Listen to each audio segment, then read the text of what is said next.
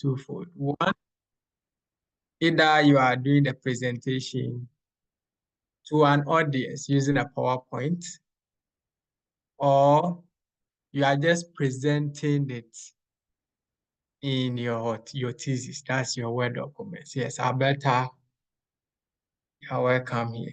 Albert, yes, Albert, I'm on your welcome. So it's either we are presenting the result in our thesis write-up, that is to the readers, or two, you are presenting it to the audience, that is doing your final defense. Either you are doing proposal defense or doing your project defense. So how do you do that? So we will try and tackle the two angles to see, because it's go hand in hand. But how to do effective PowerPoint presentation is also a whole webinar on its own. But today we'll try and combine the two to see how they all work. Because they all, as far as you have your data, your results, then you also know how to present it. Either you are presenting it to your supervisor or to anyone to read in a publication, or you are presenting this as a PowerPoint. So straight away, I'm going to share my screen. Yes. So I've just sent a request. Not you have to grant me access to share my screen. Right. Okay. Okay. Thank you.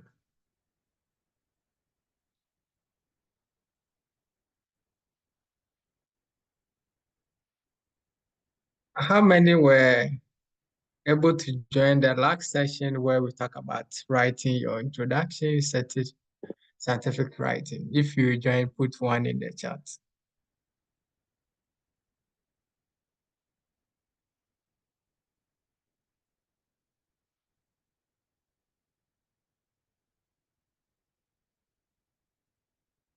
Okay, Frimpong was here.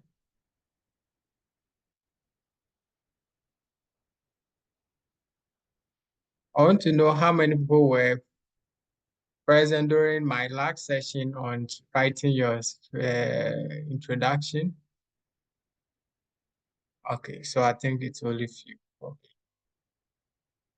So I want to remind you again about today's section, where we are going to look at presenting your scientific results, the do's and don'ts. So we are going to look at some of them. Then in your further readings, you learn more about it. So I want to also remind you that this webinar is brought to you by the bioresearch enthusiasts, and I thank them for organizing this good webinar, and it's been very helpful. And I also remind you that I'm the founder of Elite Research and Data Science Institute, and one of my co-founders, Solomon Akobi, is not online. He is also a research scientist at the KNUST IVR Collaborative Center. So if you're able to gather all the skills you have been learned through this after graduation, there's a lot of places to learn as a scientist. So Solomon was my weight back in KNUST Medical Laboratory, and he's working at the KNUST IVR Institute. And currently, I'm Zumi from Texas in the UX, and I'm doing my PhD in molecular and cellular biology. I do more research in molecular and cellular immunology. So most of my research has been immunology, and I want to also introduce to you about Elite Research and Data Science Institute. Mostly we do a lot of research webinars and trainings for the PACS. So 2024 has been devoted to be organizing free webinars. So today you have the opportunity to be joining this free webinar. By the next years, you see that all these things are going to be paid. So that's the transition. So if you're not able to join all what we are doing freely for you today. Tomorrow, you are going to be paid to be receiving the same information.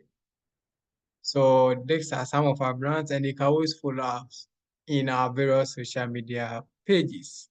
We have a lot of good styles for you out there.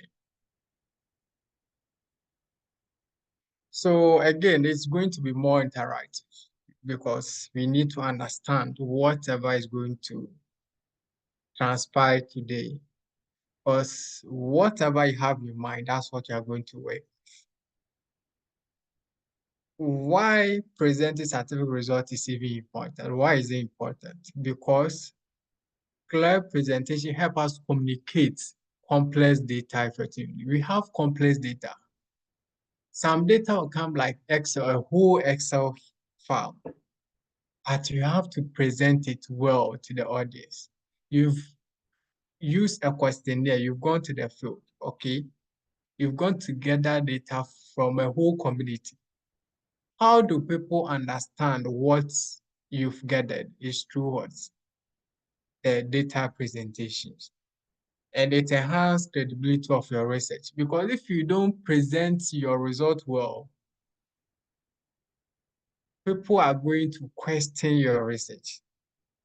So this morning, I review about 3 manuscripts from top journals, BMC journals, and I rejected all of them. I recommended they should be rejected. Why?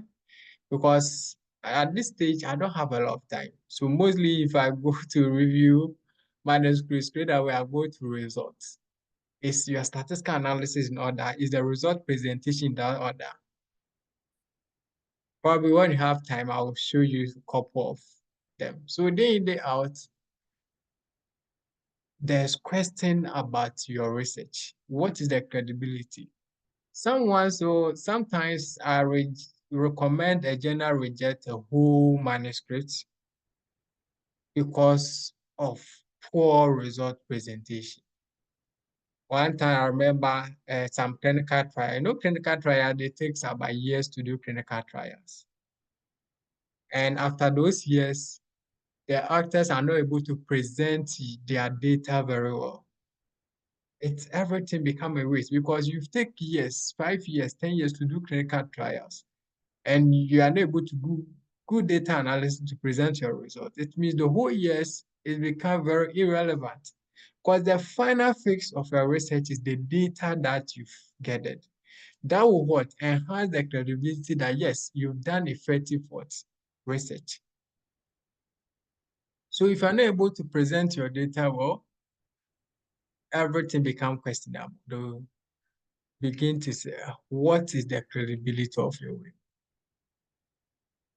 And it facilitates peer review and public understanding because the data you are presenting will tell whether your manuscript is going to be accepted to be published. So again, at this stage, as soon as I review any manuscript, every week I have about 2-3 manuscripts to review from top journals. And as soon as I see the result is not well organized, wrong analysis, straight away recommendation to reject the manuscripts. So we see a lot of people out there, they're having difficulty to publish. Before you even come to graduate school, you need to have publications. How do you get publications? It's about putting out the best results out there. When I was in Ghana back then, we did 2 years, I have over 30 publications. People will ask me, Ben, how did you do that? It's about the results. How do you bring the result out of your work to make the story? That will facilitate your peer review and understanding of the editors and to further publish your work. To avoid misinterpretation of results by adhering to best practice. The way you present your results will communicate how people are going to understand the work. So if you're not able to present your result well, someone will just look at the result and see that, no, this will misinterpret what you said. Maybe in the result, it wasn't associated. Someone will see it to be associated. It depends on how you've presented the result. So this makes data presentation or scientific result presentation is very, very important. How we approach it is very, very important. The goal is to make sure that we share knowledge and insight with our peers. That is the main goal. Whatever we fought gathered through our research, we have to be shared it with our audience. For policymakers, to tell them that no, unprotected sex associated with HIV infection. So policymakers will have insight about this information and use it to formulate decision makings and encourage feedback and collaborations. So if you're able to uh, share your data very well, it will be very difficult to get feedback or collaborate with other top researchers and translate scientific discovery for broader audience. Because each year there's Nobel Prizes. I don't know whether someone has been following Nobel Prizes, and it's a result of the data they've generated from the research. That will what give you that upper hand that yes, this person has come up with this research and it's being supported by the data the person presented. And that'll give you the tops. Mostly when we say the do's and don'ts, which is the main of our presentation, is just about the organization, data visualization and communication styles. What is all about? How you are going to organize your data, how the data was visualized, and the communication styles. This entails the do's and don'ts of scientific presentations. The presentation can, again, be in the form of either you are presenting it in your Word document, so we are going to see a couple of examples, or you are presenting it as a PowerPoint to an audience that at their final presentation. So let's zoom into some of them and see. So today's session is going to be very straightforward, brief, and more informative. So we are likely to end more if you have, except we have more questions. So most often, what do we use? We use charts, graphs, and tables. How do we use them effectively? So being able to decide on the kind of what graph to use is also one of the main things. What is the kind of variable that do you have? Do you have a categorical variables or do you have continuous variables? So data analysis workshop is also a whole stuff on YouTube. Mostly we teach the whole data analysis with math. So the kind of data that we have will depend on what kind of charts or graphs we are going to use. We have a categorical variables, or we have what a continuous variable we want to see correlations. That depends on whether we are going to use a bar chart or scatter plot. So some people will even, in attempt to what present their data, they are using a wrong graph for what the variable entails. Is the axis clearly labeled and data points are easy to interpret? That's also one thing. The y-axis, the x-axis, are they well labeled? So this are about graphs or chart of figures. Again, are we using unnecessary 3D effects? So because someone is able to visualize a graph or data in Excel, they'll be doing unnecessary 3D effects in the data presentation. Let's look at some of them. So for example, let's look at this data. It's just a simple data the person wanted to visualize, but look at how the person presented it.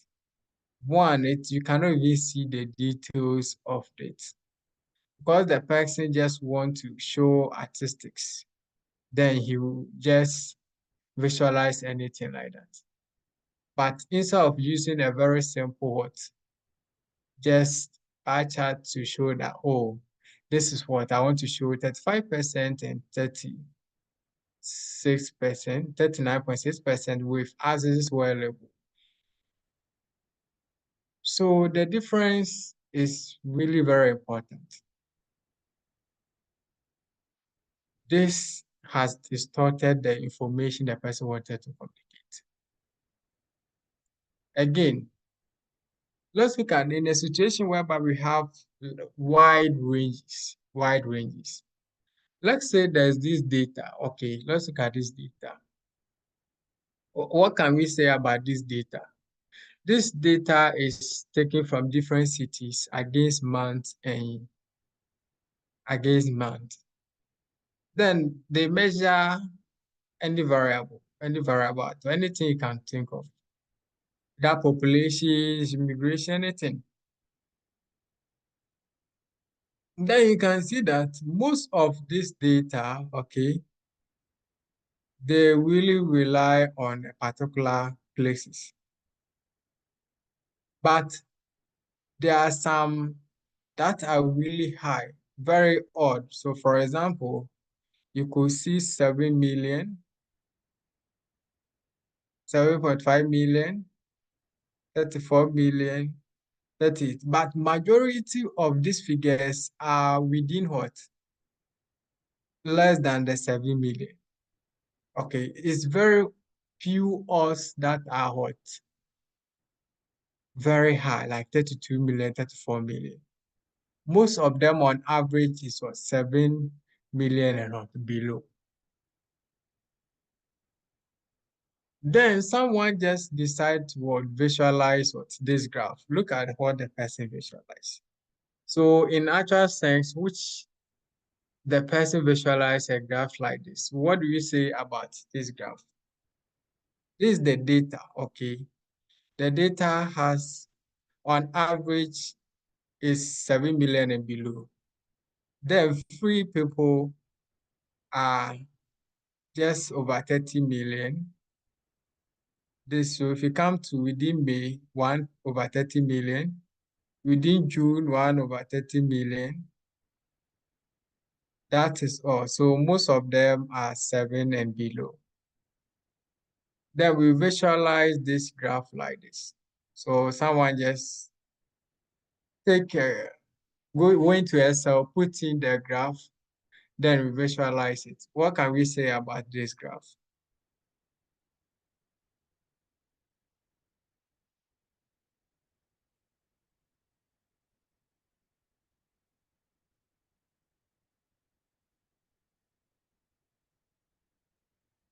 And any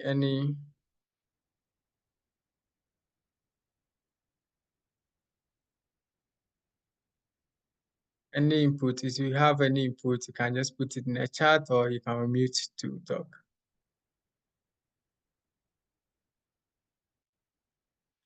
So today is about do's and don'ts of data presentation. It's not about we doing the analysis and coming present. That's a whole stuff on it.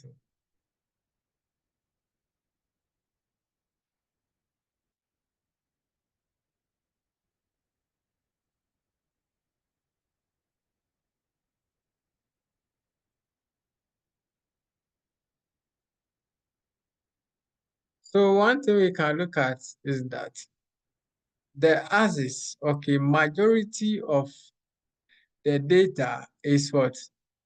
Below 7 million.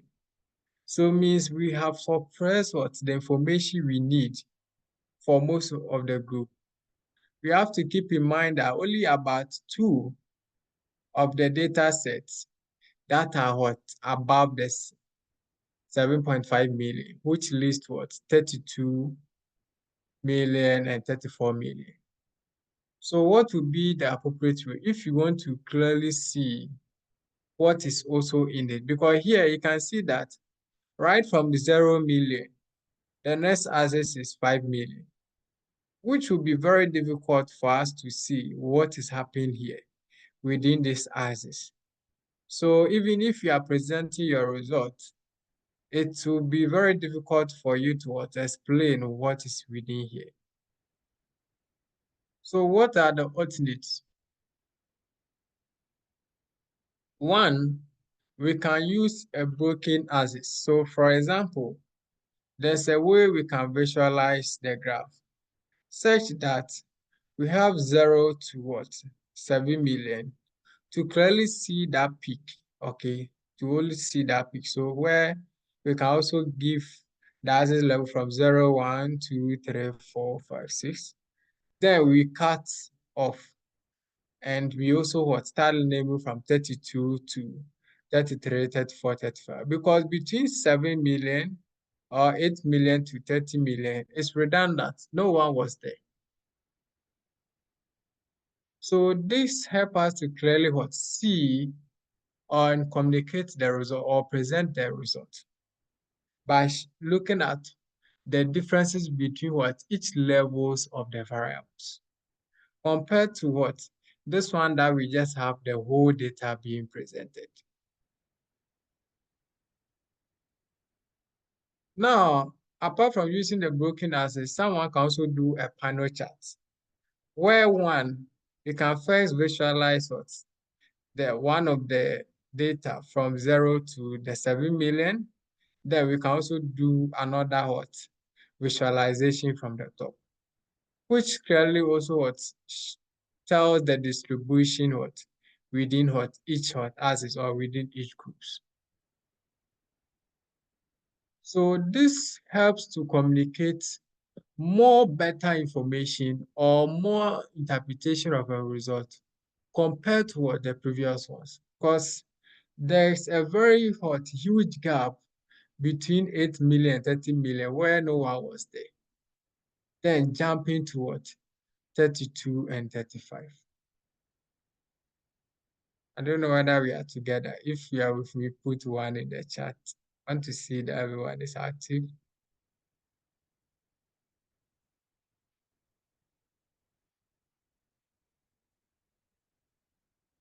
Okay,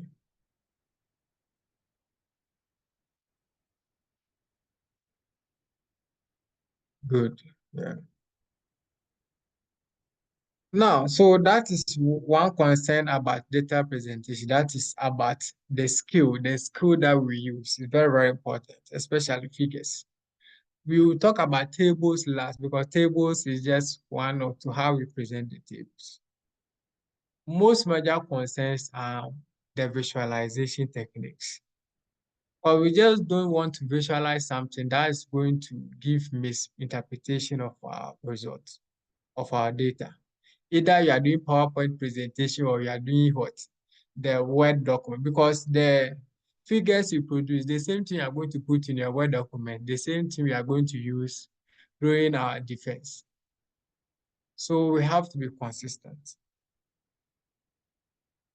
Another one is the use of unnecessary 3D.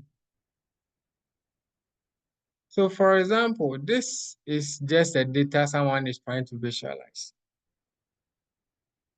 Okay, the person is just saying names of people and where they are located. Then because the person just use, what can we get from this data? Can anyone say anything about this data? Because one, look at where one of, you cannot even see some of the peak. Some of the peaks are hidden behind unnecessary 3D effects. We don't need that. It's going to miscommunicate what your data. Or even if the person decides to add the values, like the frequencies, are we able to still communicate? So for example, this one, John is here. But on the top of the data, we have 40 and 62. We don't know what is even this 62 for. What is this 42 for? This peak, who can even tell the frequency of this peak? Can anyone tell the frequency of this peak? Because if you trace it here, it's going to give misinterpretation of what? Your data.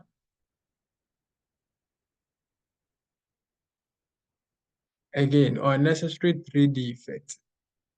So someone, because he has access to Excel, he just visualize anything. And as soon as people see it, they become really interested. We want to communicate science to be straightforward to the understanding of the audience. So we want to avoid all this because it's very, very difficult to, as a neutral person, to interpret this result. If you trace it to the axis label, you can't see, you can't read anything.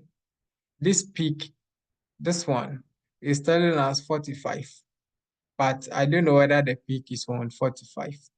Or if it traces is around 40, or I don't know.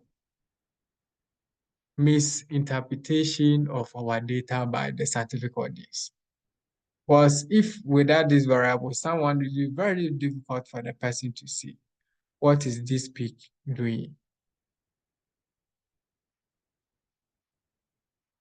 Unnecessary trade effect.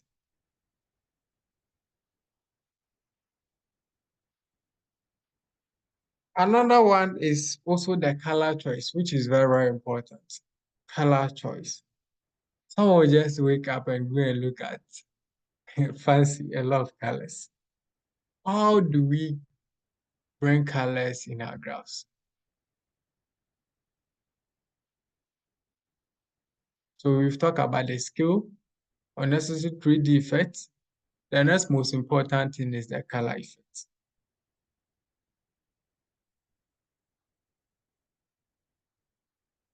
Now, sometimes, apart from the work that we present in our Word document to our supervisor, if we are presenting as conferences, those topics or defense, there are some people that are colorblind perception.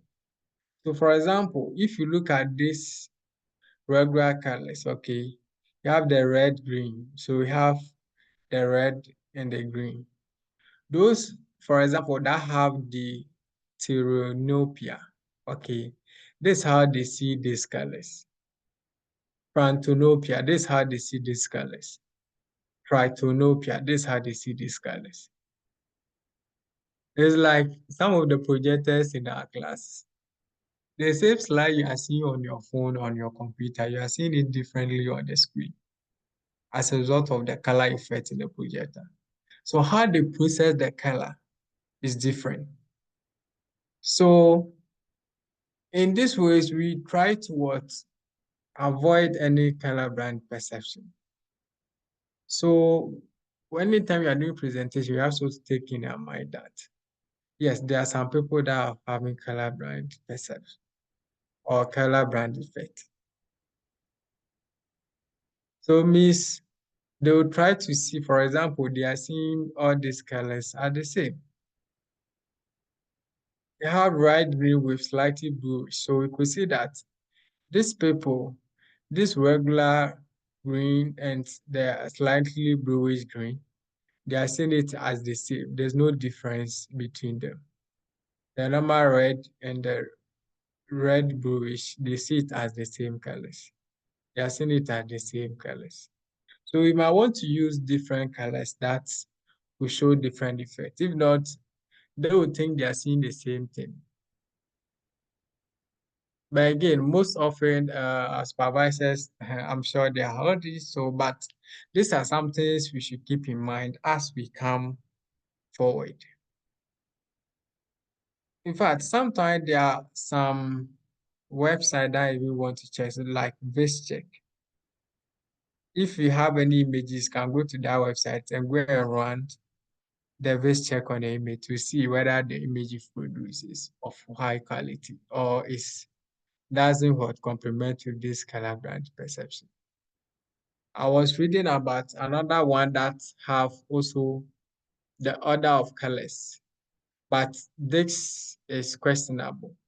So this paper, they try to project the kind of colors to use when you are choosing colors for your work, starting from white, black, to red, to green, yellow, but green, yellow can be interchangeable, yellow, green to blue, brown, pink, purple, orange, green. So the order of colors in using to in shading or carrying your graphs. But this one is further reading because I'm not sure about this, but which is a recommendation by someone. There's no any standard order of colors so far, but it's a recommendation from this journal.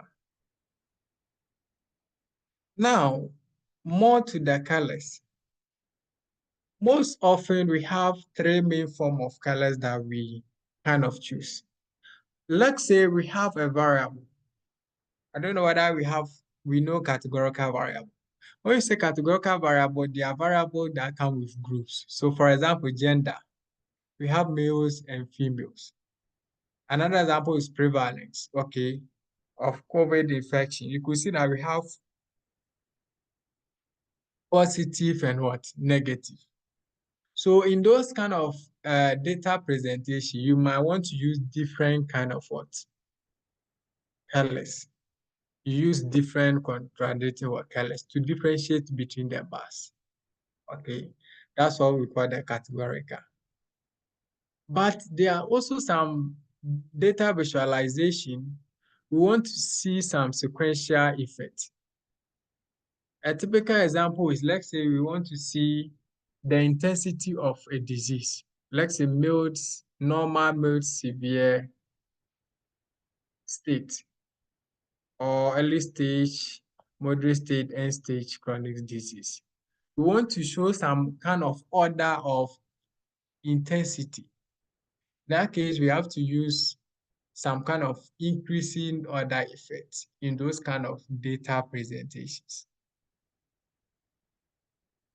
This is also different from diverging effect in the colors. For example, we have two different what variables, but they will all come to merge at one point. In that case, we can look at the effect, which is decreasing to a neutral point, another effect decreasing to a neutral point. So they were diverging from one point. Or either from here, they diverge toward a higher point. The main thing is that they are coming from a central point and they move towards what an increasing order. So if you have those kind of data you want to also present, you can easily what use colors to what communicate easily using the diverging effect. If not, most of the data that we present is either using the categorical, different kind of color choices, which we might want to follow the previous this other effect, or we want to see the sequential effect. Another example is also this one.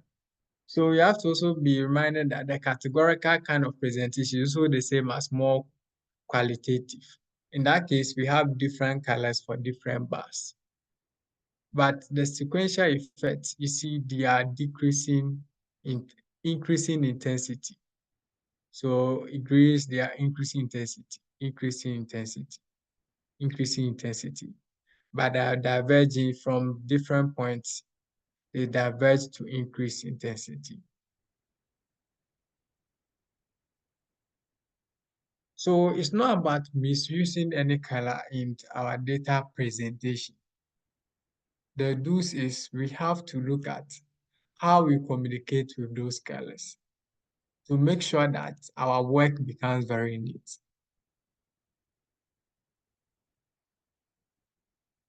Either we have the categorical or qualitative, sequential order, or diverging order.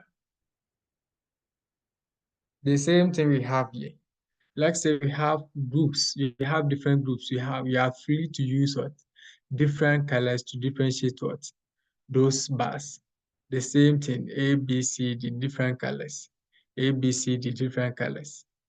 But if you want to show some kind of intensity in that kind of data, then it is good to watch, show the what sequential colors, but just taking one color and using different grade of intensity of that particular color, which is more one. Another approach is using the size. So you could see that some visualization, a typical example is heat map. You see that the size of the symbol we've used will determine what, how intense or important or how what more severe that particular condition is. So from moving from 2 to 4 to 6 to 8, the size. The same thing, you could see some data presentation, they have a bigger bands compared to the smaller bands. It's also communicating that yes, the data that the person has presented, one is more important or having more prevalence, more kind of information than the other.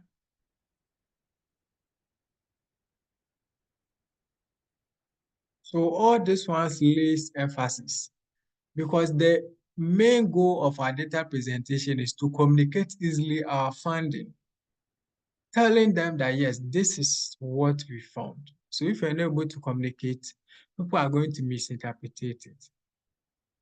Another way is we can have different shapes. This one to communicate different ideas. All these ones we have to add what we call legends. Anytime we use any symbol, we add legends to the figures, telling them what this entails. So we look at some of them examples. So a typical example is look at this map. What can we say about this map?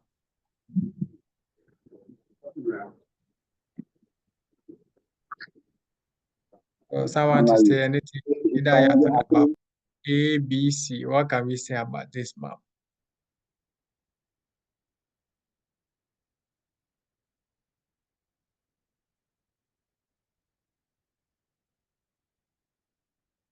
Either you omit to talk or you put it in the chat. In respect to what we've discussed so far.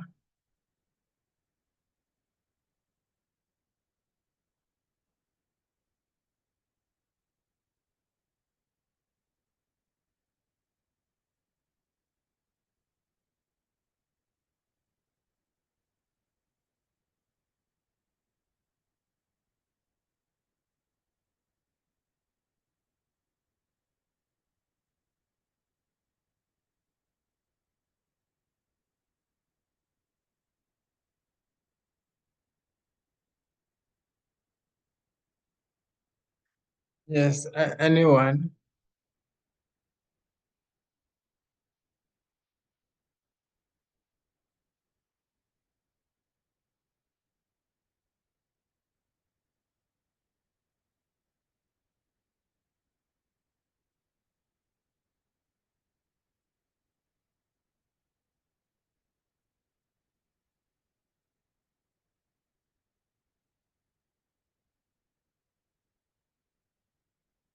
So from what we've discussed so far, you could see that if you look at any of this map, they have really used what? The correct presentation of the color effect in sequential order. For example, if you look at the A, okay, from 65 to 70, 70 to 75, 75 to 80, 80 to 85. So as is the values are increasing, the color intensity is increasing. So that you can clearly see that those countries with what higher or more intense has a higher hot intensity life expectancy. The same thing by different colors. That yes, those compared to look at some of the African countries, they have a very low life expectancy. But you look at more of the European countries, the life expectancies are more high. So they have what illustrate what we call what the sequential order of color intensity. So whether you are doing a normal chart, bar plot, figures, maps, all these ideas come to play.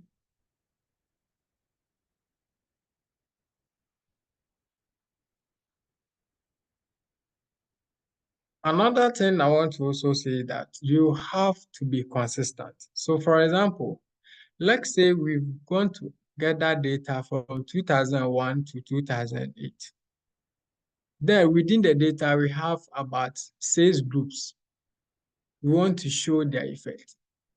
So if you want to use the bar chart to represent all of them, you have to make sure that you are consistent. If the first group is having this color, that group should have that particular color till what the whole data is presented. and it should be in that order. So for example, you have the first color, you come to the next graph or the next year, have the next color representing the same idea, consistency, so that someone can clearly read what you are communicating. We have to be consistency. So someone going through all the charts will know that yes, as soon as you see this, you see this. In this case, so people also, when they are presenting it, they try to present legends for everyone. In this case, we only present legends, only one legend at the sideways, because all colors correspond to one group or one particular feature. So we just present one legend at the side of the whole plot, indicating that anytime you see this color, it corresponds to these groups. That is all for the entire one.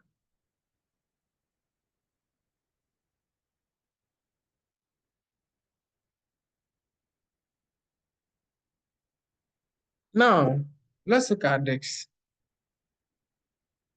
Someone just presented a figure like this. What can you see about this figure? This figure, you cannot even know where do you even start from? Where can we start reading the chart from? The whole chart is overloaded. You don't know where to start reading your data from. We don't have to overload our chart.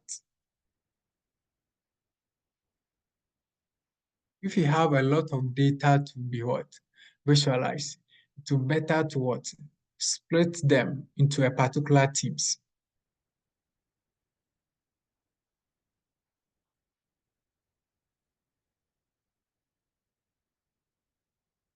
The same thing. Look at this. We have plenty variables, but the person want to forcefully use what? A pie chart.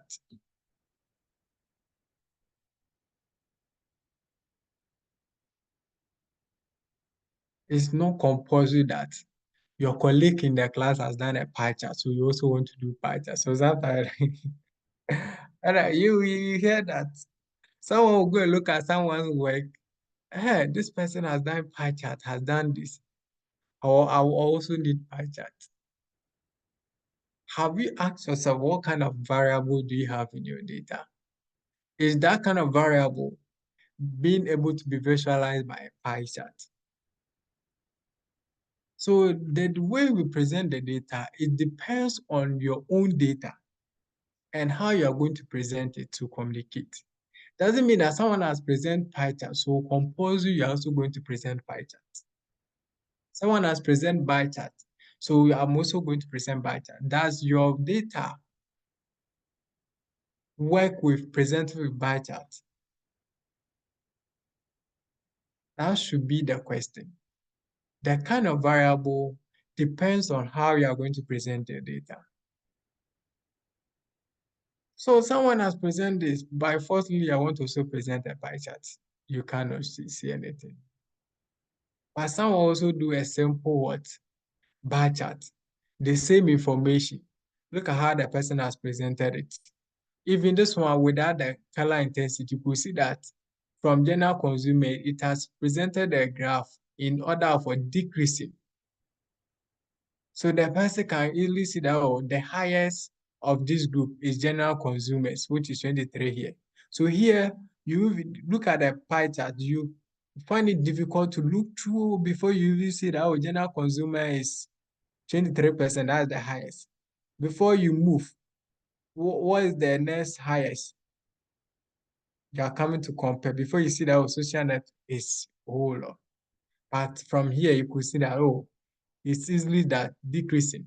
General consumer, so social network up to clean tech, which is the last one.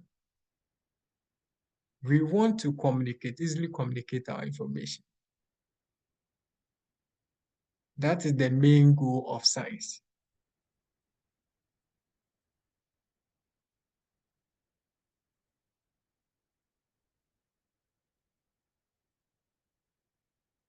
Present your data, you have to ask yourself, what data do you have?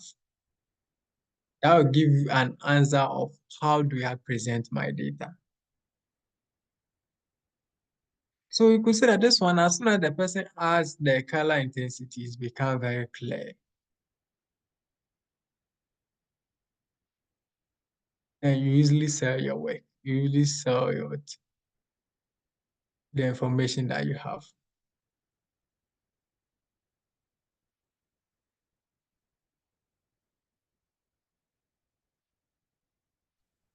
That's Stephen, our question. Yes, Albert. yes. So with the second graph, Yes. would you advise using color in its severity, let's say from lighter ones to the darker ones at the top? Would that be Exactly. So advisable? yes, that will also add more information to it. So that will be the additional feature to this graph. So you should just add the color effects. Then they will easily see that yes, this more higher to the next one, then you are good to go. Thank you. Welcome. So as soon as someone sees it, then so you could see that this the same bar chart, okay, this one has been presented what? Horizontal. So that's also one take-home message that anytime we have a long names, okay, instead of turning the graph like this vertical, it is recommended that we present it also horizontal so that the names can easily be written, then the bars will be moving. So the same what bar chart, but someone is also can turn it vertical. But you ask yourself, vertical, is it recommended?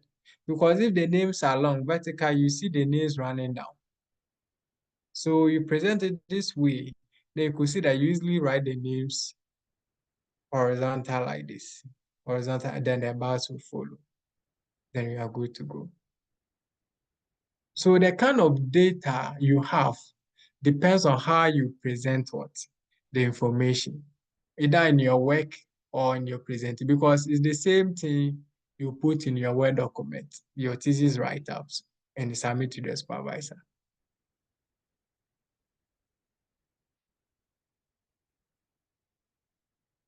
Figures presentation, very, very important, because always I see a lot of people having challenges with figures because they also want to have figures in their work.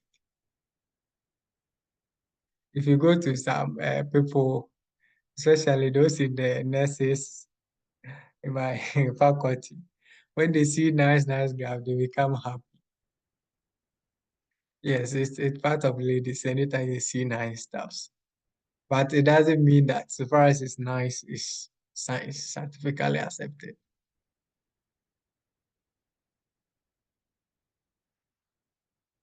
Now let's look at this one, Venn diagram. So we've all gone to GHS and who remembered how to draw a Venn diagram in GHS of SHS? Yeah. Who knows how to draw a Venn diagram? Put one in the chat. I actually wasn't expecting to see a Venn diagram. Yes, how do you draw a Venn diagram? Hmm. Me, my JHS teacher, they didn't teach me how to draw a Venn diagram. If us, tell us what the principle behind a Venn diagram. Hmm. Hmm. Okay, please can you hear me? Yes. Okay, so basically the principle behind the Venn diagram is somehow to see the similarities in, the steps, the information that's given. So you have Okay. to go and look at the union set, the bigger set, what the whole, the total number of samples you are coming to categorize, right? And then you look Okay. at those who have similar characteristics, you put them in the intersection, the middle, and then those who are different on their own, maybe those who are significantly solo, somehow like that. They don't associate with anything. You try and find their differences in them. I think that's the whole idea about Venn diagram.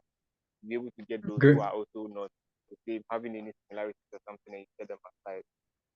basically breaking the whole set into the categories. I think that's with the Venn diagram. Up to now, that I can still draw a Great. picture. Yeah, great, great. We also have additional stuff to add.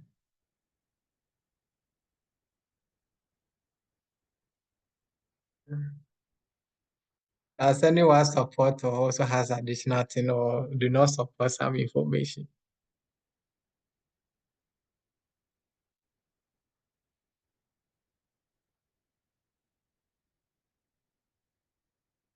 So I'm sure we all learned this from the GHS to SHS to university, and we are still completing. Some of us will become professors. Then there are some things that we don't still know. So what can we say about this Venn diagram on our screen?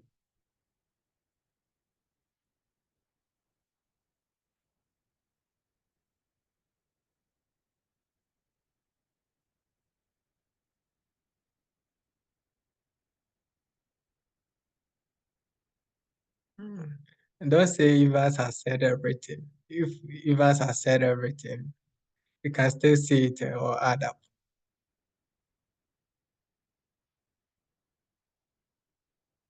Hello, can you hear me? Yes, Henry. All right. So the first one, set A. Mhm. I mean, the first one, I can see that set A. Oh, is it set NA? Okay, set A and set B have some, intersection, like they have some common elements. Okay. And set C and set B also have some common element. But then set A and then C, they don't share any common element. So the sets are not intersecting. Okay. When we look, and there is no complement of all the three sets. So there is no element outside, kind of, yeah. Okay. When we look at set B, well, very interesting. They all have a common element, like intersections and all of that. And Okay. yeah, like I mentioned for the first one, so there is no complement for all of the three sets. Yeah. Okay. Great. Yeah, thank you, Henry, for adding up. Yes, so that is data visualization. But one most important thing that I think most of us also we are not taught is that the size of what? The circles. What can we say about the size of the circles?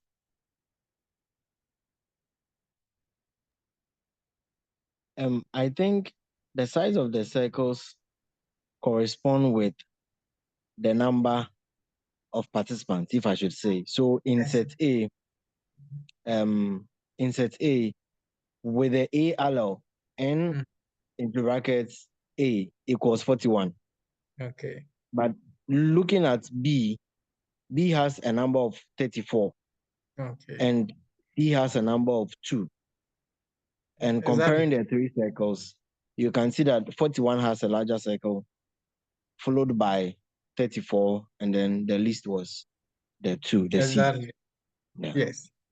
How many knew this before this session? If you knew this, put one in the chat. If you don't know, it means that the one that said we want to learn new things, at least today we've learned a new thing. Yes. So there's a lot of stuff that we're not taught. So this is how we visualize. So if you look at most of my publications, you see them anytime I draw a Venn diagram. So we want to communicate. That is science. We are doing science. So you could see that in GSL, they were just telling us to draw circle, intersection, but we were not taught how to what? Relate the number of frequencies to the kind of circles that we draw. We are just drawing circles. But today, I'm telling everyone that the correct way of doing Venn diagram is also bringing the frequencies and relating to what the size of it. So someone can easily see that, yes, as soon as the person see this one, you see that, yes, it corresponds to the frequencies. As soon as this one sees correspond to the frequency, like that, then we are good to go. Because we want to communicate what information easily. That is science. Communicate information easily to the audience. So the new feature is, apart from we knowing the intersection, the union, we have to also try to make sure that we relate the frequency to the size effects of the distributions of every visualization that we want to do.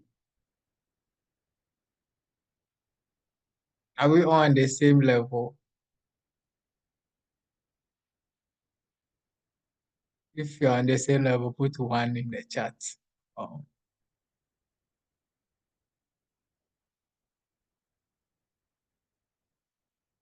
Great. Yes, happy that we are all getting it. So that is it about visualization, figures, those things. Yes, about figures, a lot of styles, visual presentation. So it's a lot of visualizations. Another thing that I want to also emphasize is that look at this graph. So someone who plot a very nice graph, okay? Then the person in attempt to put it in the Word document, the person will just be what? Unnecessary squeezing the adjustment. What can we say? So we can see that the text are skews. You cannot even see. So the person tried to skew. You want to adjust, forcefully what? Skews it. There's a way we what? We put all these things in our Word document and maintaining what? The uniform distribution of the sizes. We don't skew figures. You've drawn a figure very nicely from somewhere. But in your Word document, you've just forcefully, you've compressed it.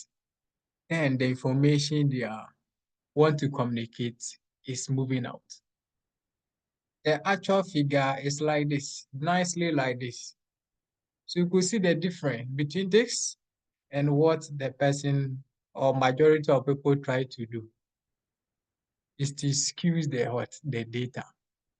This is going to affect your communication of what? Your result, your data. But we want to what? See the actual size. There's a way to what? Resize this. All these things are in what? The Word document. So I could just illustrate that. Let me see whether I can just do that. Probably we will come back to that. So that is for what? Graphs. Another nice figure we like using is Bose and Whiskey's plots. I'm sure we all know Bose and Whiskey's plots. Because figures is very important. That's why we spend more time on figures. Then we will spend additional time on the tables. This is one of the most common one. So this is also figure from one of my publications. If you go my research profile, you see all these figures. So you could see that this is one of the most common figures we use anytime we have continuous variables, because Bose and Whiskey's plot is able to tell us 5 things: the minimum value, the first quarter, the median or second quarter, the third quarter, and the maximum, and even tell us outliers. Okay. So it doesn't mean that you have this data, so you just wake up and do this kind of graph. So you could see that we've talked about Venn diagram, bar chart, we talk about this. So it depends on the kind of data that you have, the information you want to present. That will tell you that, oh, me, I want to use Venn diagram. Me, I want to use bar chart. Me, I want to use pie chart. Or me, I want to use Bose plot. The same thing. I have another one where this more complex. Actually, come on, you get to know how we do some of these things. As I said, we have a whole data analysis course on it where we teach people how to do all this analysis. So it depends on the information. So here I was just trying to look at sodium nitric oxide levels among what?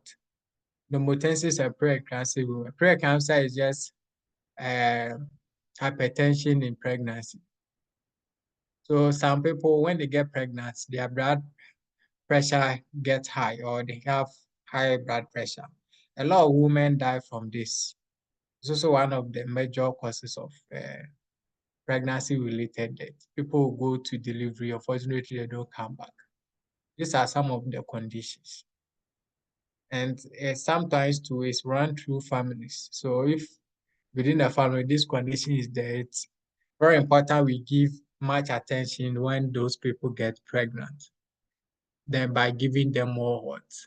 Extra care. They'll be on drugs and other things till they deliver.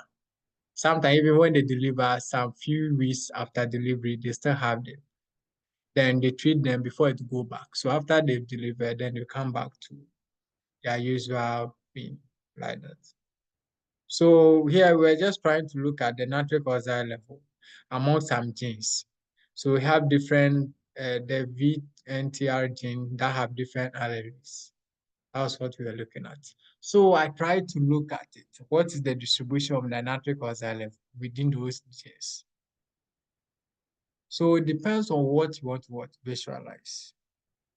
And any questions about figures or graphs?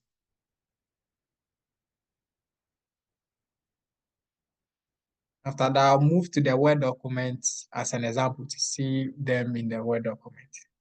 The next one is also tables. So let's look at this table. Someone will just do a table and just copy and paste. Let's look at this table. I'm sure we've seen this one a lot. Even if not, you'll be doing presentation in class, you've seen someone present a table like this. You can't even differentiate between the header, apart from the color codes, and that of the variables. We don't do this in science. In science, we want to always present what we call APA table. We want to see tables like this table that we did. We want to present a very nice table that you can easily see. So you could see that compared to this table and this one, here you cannot even see text. One, the table is not large enough. It's really distorted on shaded portions, a lot of unnecessary colors. This one is clear, neat table. So this is what we call APA table. Both in the Word document and PowerPoint, we want to see APA table where the top, the headings are more bolded, then the last line is also bolded. I can demonstrate this in the Word document if you want to learn how to draw APA table.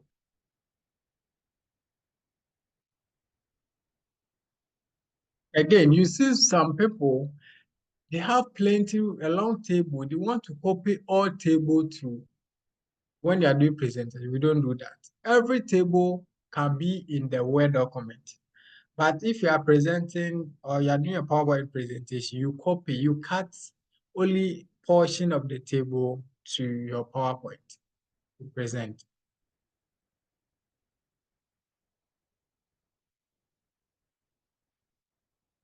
Now, if you look at this table, there's a lot of information about this. You could see that it tells us the variable, okay? Variable telling us that we measure magnesium, sodium, chromium, creatinine, calcium. They have the steady group, those that have the Pneumothensis, that's normal people. And those that have preeclampsia means they have high blood pressure during pregnancy. Then we look at, this is mean standard deviation, and this is median interquartile range. Then we have the corresponding differential statistics p-value. So some people will just present a result like this. They don't even present the differential statistics. This one, it's rejected. Anytime you present information in a table comparing between two groups and an independent variable, you have to present the corresponding differential statistics, which is the p-value. I'm sure some of you have heard of p-value, some of you too you hear about p-value. You have to further understand p-value because p-value very important. It's called the probability value. There's a different angle to get it. The p-value you see here are not the same. They are not gotten from the same analysis. This one is mean standard deviation. It means it was gotten from what? Independent sample t-text. This one was median interquartile rate, means it was gotten from one weighting u-text. You get to know most of these texts later on. So we want to present this to the others. What is the information? The information is that N 75 means this group, they are 75. And 75 means this group are also 75. So we want to present all informations on the table.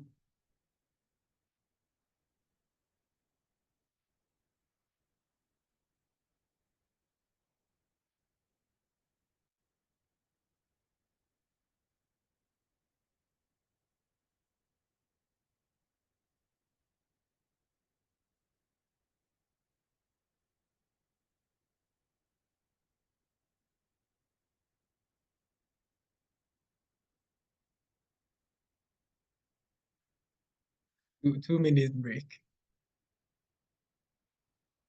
to refresh our mind. Want to see everyone is on the same level.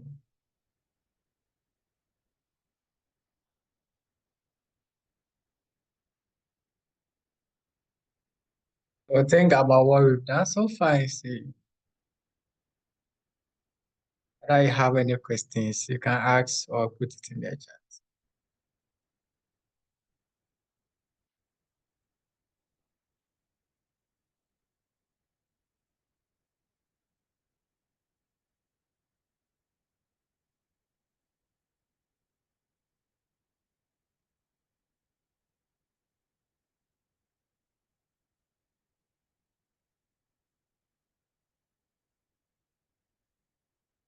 So we've used 1 hour. We're supposed to use what, like 2 hours, 30 minutes, but we will just be using 1 hour, 30 minutes. So by the next 30 minutes, we'll be done. So you don't have to be bored and you are going to finish up. Hello, please, I have a question. Yes. All right, thank you very much. My question is that when you present, we have tables and graph, and let's say you have your box and whiskers plot, and you have a table on that because you use a table to plot. In your presentation, you have to put the two on the slides, or you just put the graph and leave the table somewhere, because the graph also depicts what's in the table, or you have to present both. Thank you. Yes, so that will be a repetition of information. So you go for one. It's either you are using table to communicate that information or you are using figure. So as soon as you use figure in your work, you don't use table again. Or if you use table, you don't use figure again. So you go for one. Which one easily communicates the information you want to show to your audience? All right, thank you. So in that aspect, so most often some people, what they do is that in their work, the Word document, there are some information is in their table. But when they are preparing their PowerPoints, they will like to communicate it easily. So they'll turn some of this information to figures so that they can just use it in their PowerPoint presentation, which is allowable. So in that case, you don't present the figure, the PowerPoint, and then present the table again. You only present the figures. But in the PowerPoint, it's just figures. You go back to the thesis work, it's tables.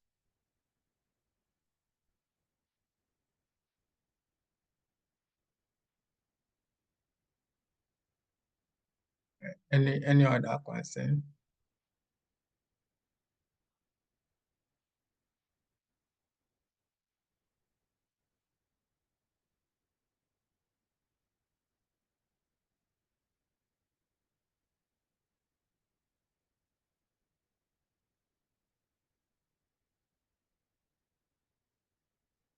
Okay, so let's continue.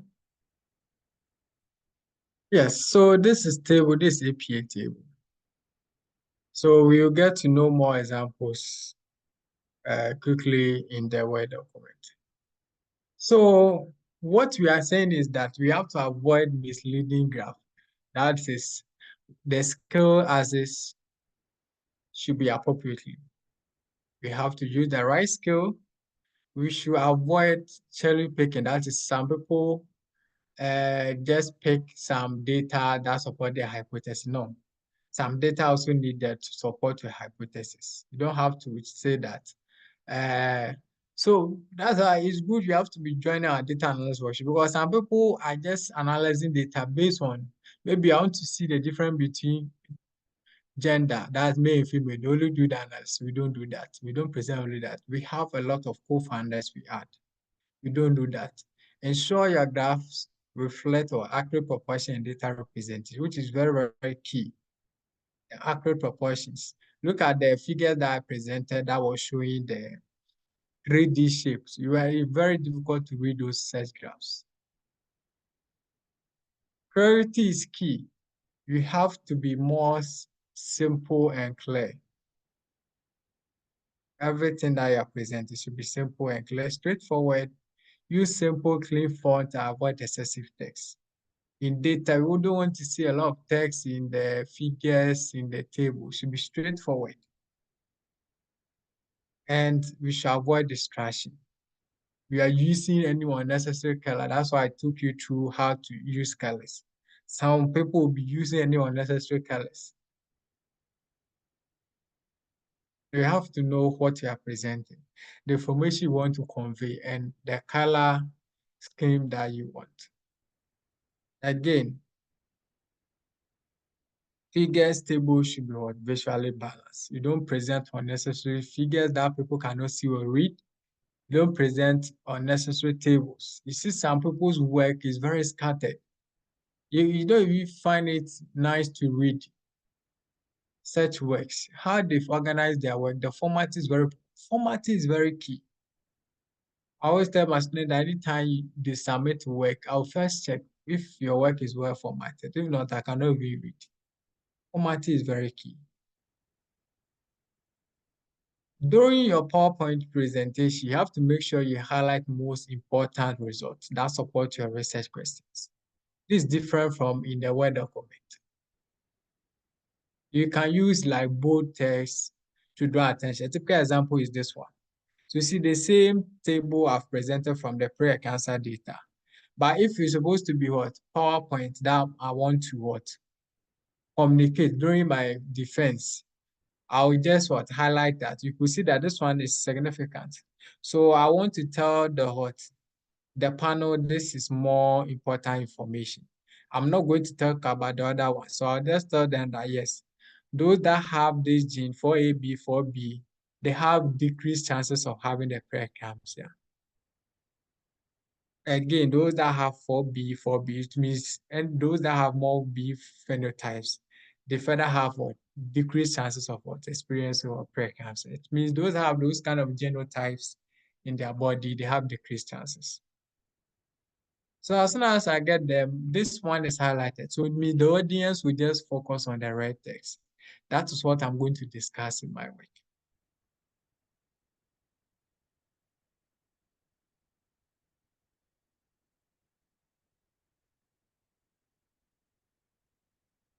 Everything is clear.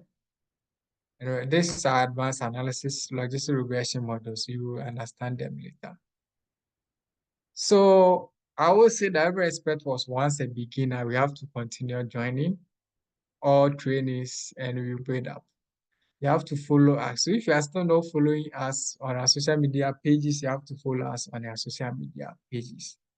Very, very important, or you will miss most of the opportunities.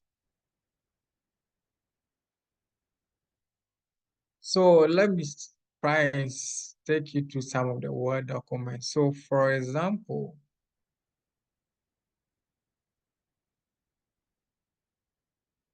this one of papers is under to get published very soon.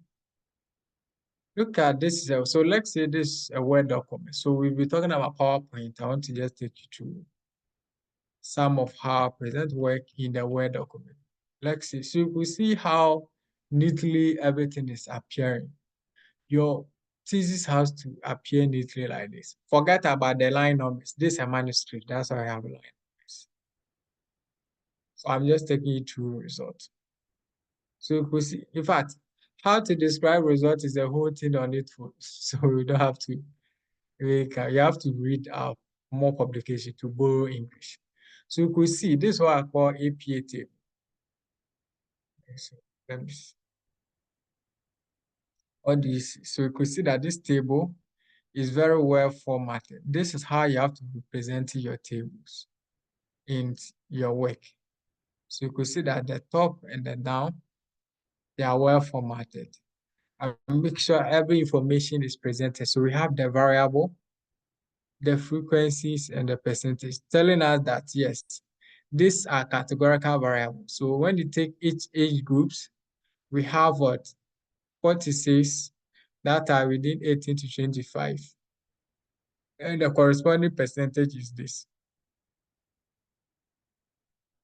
Those that we use mean standard deviation, it's specified. They have the mean standard deviation. So we have a whole data, so we want to present it as nicely as possible. Another mistake people do is that, for example, they have variable. Then they want to what we group them. How they group them is also very important. How you are grouping your continuous variable to categorical variable. 1 to 2, 3 to 4, 5 to 7. So this table, mostly this is how we present every table, APA format. You go to the next table, the same thing. So the work becomes very nice. So always also try to bolding the top. Then the main variable, I bolding it. So do you know UTI? You bolding it. It's the main variable. Then the sub ones, you leave them. All these are formatting. This one, I try to look at other kind of pie charts. This donut chart. You get to know most of them. This is just to give variations to the work. So this is also another pie chart. So it depends on what you want to visualize. That will tell you how to easily create this. So how to do this is a whole stuff on its own where you have to learn the statistical tools.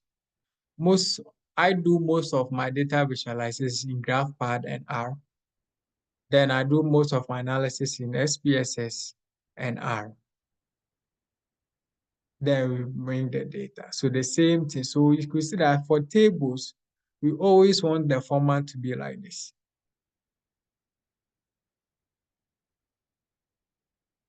So this for your Word document.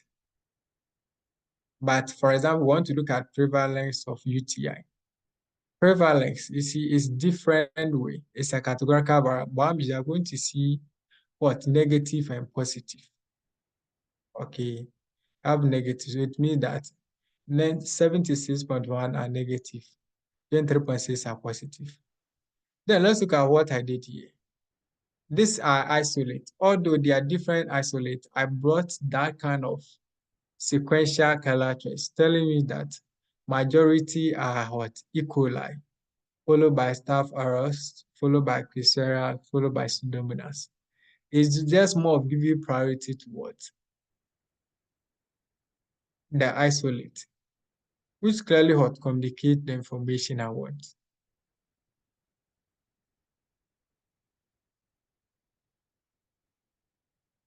The same thing we have what? This is also inferential statistics where we have the variable, the steady group, and the p-value. Same thing. The format. So today I just want to look at how the results are being presented. Formatted is very, very important. That's the most important thing. If not, you can have the best result in the world, but if you're unable to present it well, you miss all the information.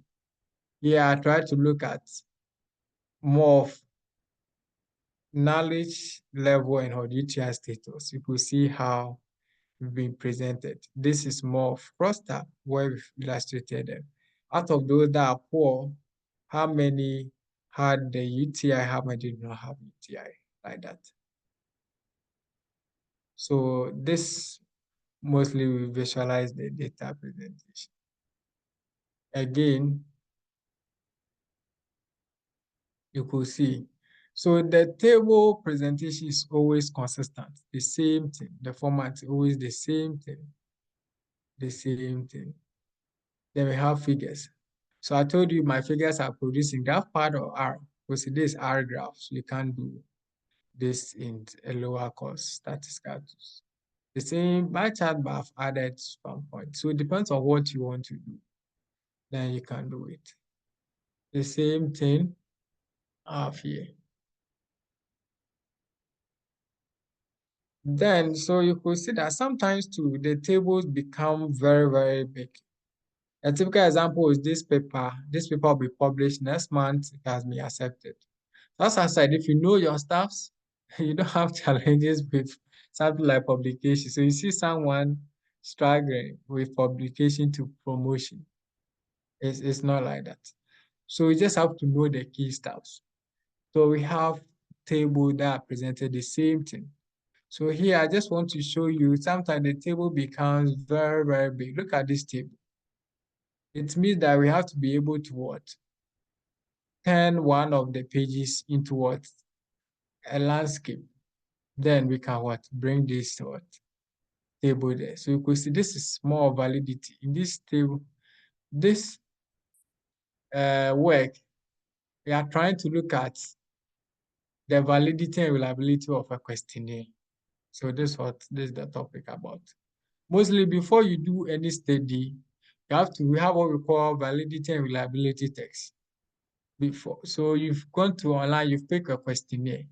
The most important thing is to validate the questionnaire in our study population. You don't just go and borrow a questionnaire that have been used in US or China, and then you come and use it. The information they have there is different. So you have to validate it. So this is one of the validity study that we did in Ghana. So you could see that those kind of study, it comes with long. So you could look at the graph that we presented. These are the plots. So it depends. We have different plots. So don't think only the plot that we've done is not. As we move ahead, you'll be doing different stuff. This called skew plot and comes. And look at the table. Look at this table. This one is very huge. Although in the same format, it means we have to turn some of them into landscape so that it can fit our graphs. That's all. So you see, it's very nicely formatted. Formatting is the key. So it's about you being neat about your work. Being neat about your work. And you can easily do your good scientific data presentation. Then the last thing I'll add is how to do this APA format. It's very simple. You just select the whole table. Then you come here, this one. You are just using borders and shading. You click on the borders and shading. Then come to borders, shading. Then you choose. Mostly I use 2¼ That is all. That's just going to give you your borders and shading. Then you apply. So you click on here, then top borders you apply, down borders you apply. That is all.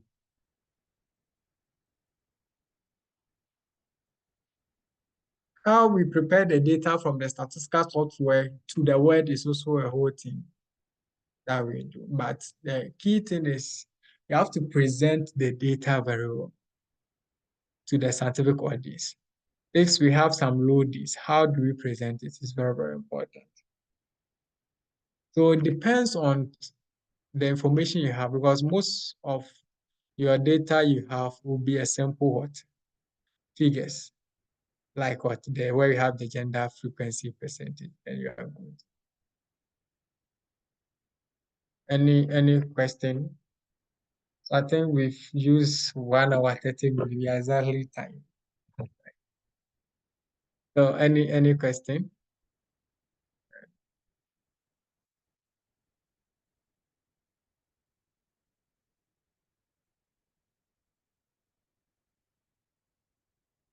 So I'll stop sharing my screen, then you proceed with question.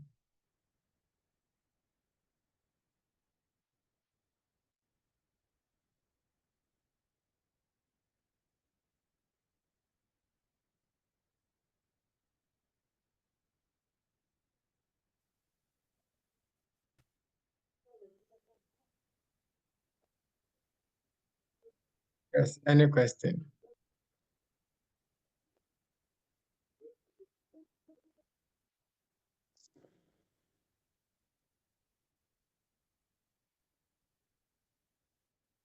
If no question, it means we all understood whatever went on. Letitia, do you understand whatever went? Erama is gone, right?